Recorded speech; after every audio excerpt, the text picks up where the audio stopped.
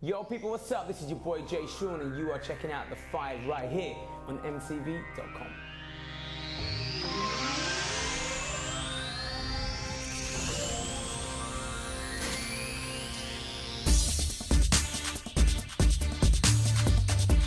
Number one, Globetrotter. Now, trotter, you hear that? I'm from England, basically, in case you hadn't gathered. The thing is, I've just come over to America, like brand new, right? But a lot of people might not know that I've been doing music professionally for about 5 or 6 years. So I think in my opinion, probably one of the best things about, you know, doing what I do for a living is that we get to go around the world, you know? I mean, I've got to go to some crazy places, some beautiful places, places that I never ever would have seen if I was just to go on vacation.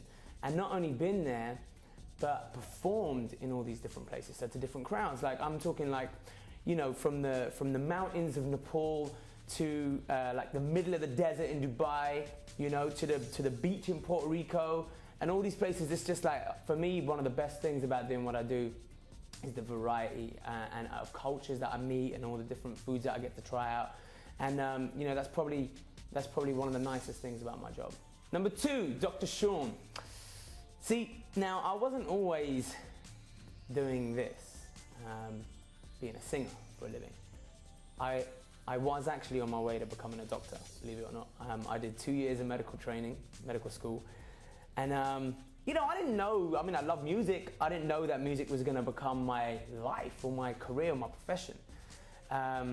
So I did the normal thing. I went to school and college and all that and got into med school. Probably one of the most bizarre moments of my life, really, is when I think back to dissection days in med school. I'm talking not like a frog or a rat or anything, a human body. Dead one, stinky one, right? I mean, it's pretty bad.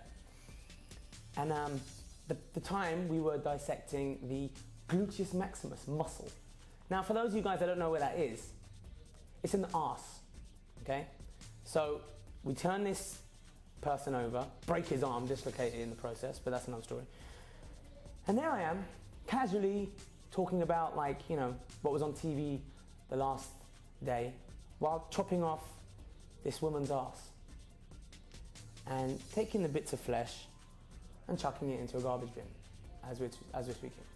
Yeah, it was pretty crazy. I was like, yeah. And then did you see that bit when he went, oh, that was brilliant, yeah, that was great. And then at one point I just went, what the hell am I doing? I got pieces of woman arse in my hand, just chucking it in the bin like that. Bizarre. Number three, Cash Money. So man, the reason I'm here in America is because I've been fortunate enough to be signed by the hottest label right now in America, because they are cleaning up the one and only Cash Money. So it went down like this. You know, I was just doing what I do, as I said, you know, getting on with my touring and my recording and all that outside of America. And I had a US manager here, Jay Remy, from the Orange Factory, and he called me up one day and he was like, yo man, you know Cash Money? And I was like, yeah, of course. Yeah, I got the CEO on the line, man. And I went, for why? And he was like, he wants to sign you. And I was like, wait, what are you talking about? Like, this came out of nowhere. Next thing I know, I got Slim from Cash Money, Birdman's brother, on the phone saying, yo, dog, I love your music, man. I see everything, man. I want you to come over here to the States, dog. We gotta do this, yo. And I was like, this is like crazy. What are you talking about? Like, I get a phone call from the guy who should be busy really with Lil Wayne, who just sold 1 million albums that week, had the time to call me up and tell me that he wanted to put me out in the States. That for me was unbelievable. You know, so here I am, man. Here I am. Number four, Chubb Rock. No, not the rapper, me. When I was a young boy, I was, how can I put this? You know, overly nourished. I was horizontally advantaged. I was fat, basically. I was a big fat boy. And I mean, it was no joke, because it got to the point where it was pretty serious. I mean, like, I'm talking like 7, 8 years old, and my mum wanted to put me on Hydroxycut. You know what I'm saying? It was not a good look. She was worried. So she wanted her fat baby to lose some weight because she's scared I was gonna have a heart attack or something. So her way of doing it, right? Her way of doing it, gentle hint, was to write me Valentine's Day cards every year. And different name each time, Sarah, Samia, whatever it might be. And I was like, wow, man, I'm popular, popular boy. Except there was, in every single card was, you know, I really like you. I think you're so good looking, so cute. But if you just lost a few pounds, that would be great. So that scarred me a little bit, got me into weight training, got me into the gym. Thanks, Mum. Number 5, influences.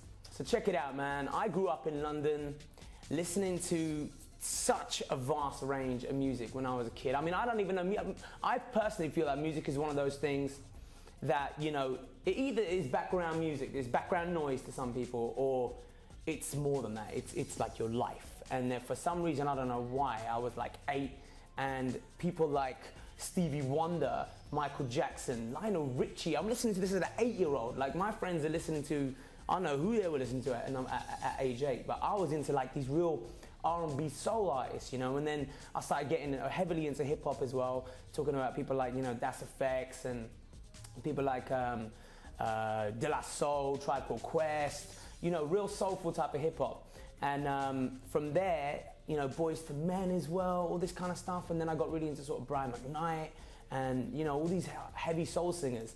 And I think that's, if you listen to the album, my album, which is going to be dropping November 24th, it's called All or Nothing, go and buy it. It's, you know, a vast, you can see that kind of influence on the album, you know.